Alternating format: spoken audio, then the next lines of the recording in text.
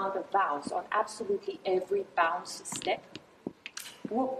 Right? Have we thought about that before? Yes. Right? Yes. Okay, so which are the bounce step figures, for instance? Can you point out a few for us? Brisk, good. Botafogo. Volta, good. Samba walks, right? That's right. Stationary samba walks or samba sidewalks. That's good. Any more? Well, even the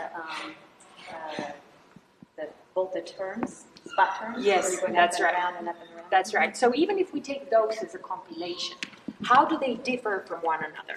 And what is really the bounce versus what is the pelvic action? Do they have the same amount, and how is that affecting what we're doing? So this is basically what our focus point today is, and we want to just give you very black and white information so you can apply it directly into your dancing and hopefully make your efforts more efficient. Because very often when we're dancing samba, we're trying our best to really execute a lot of action, but are we really aiming for the right amount of action for what we're trying to do?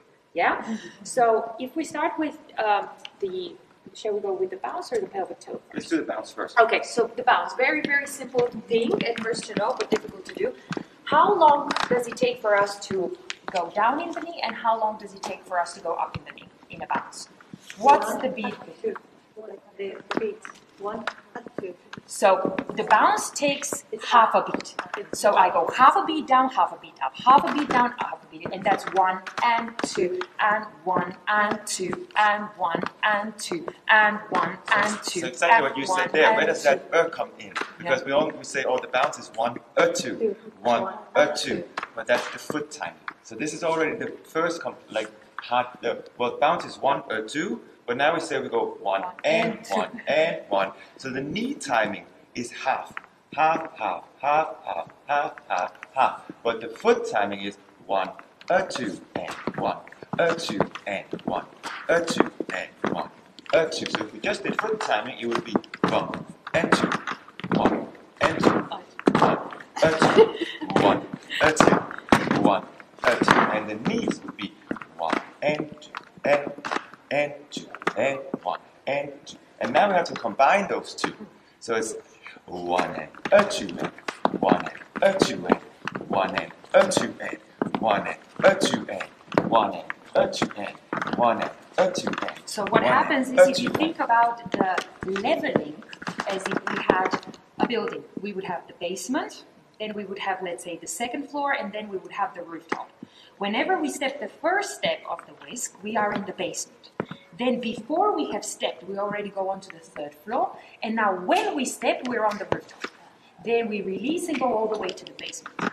Can we do that again? So we go basement, third floor, rooftop, basement, third floor, rooftop, down, up, fully up, down, start up, down, boom, boom, tira, gazuka, tika, kum, gaka. So keep the foot where it was whilst you start using the standing leg.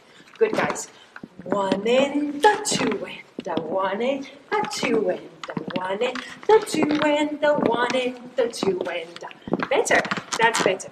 The amount of effort that we use when we make a step to the side or when we make any step with allowance of gravity is much less than when we work away from the gravity. So try that. Straight knee. Now we just release, and now we work away. You should work much more to go up than you should go down, right? So you release and you work up. You release and you work up. Therefore, in your mind, you should spend less time on the release than on the recovery. In other words, don't think, you're already late. Yeah? It means that as soon as that leg hits the floor, as soon as that foot hits the floor, you're already starting to work upwards. And what we practice so much slowly is we're really processing this, but in reality we're already late. So that means that the moment that that right leg hits the floor, I already need to begin the work up and manifest it here, and then again I just release and already start working up. So by the time you think bow flat, you're already late. Bow flat!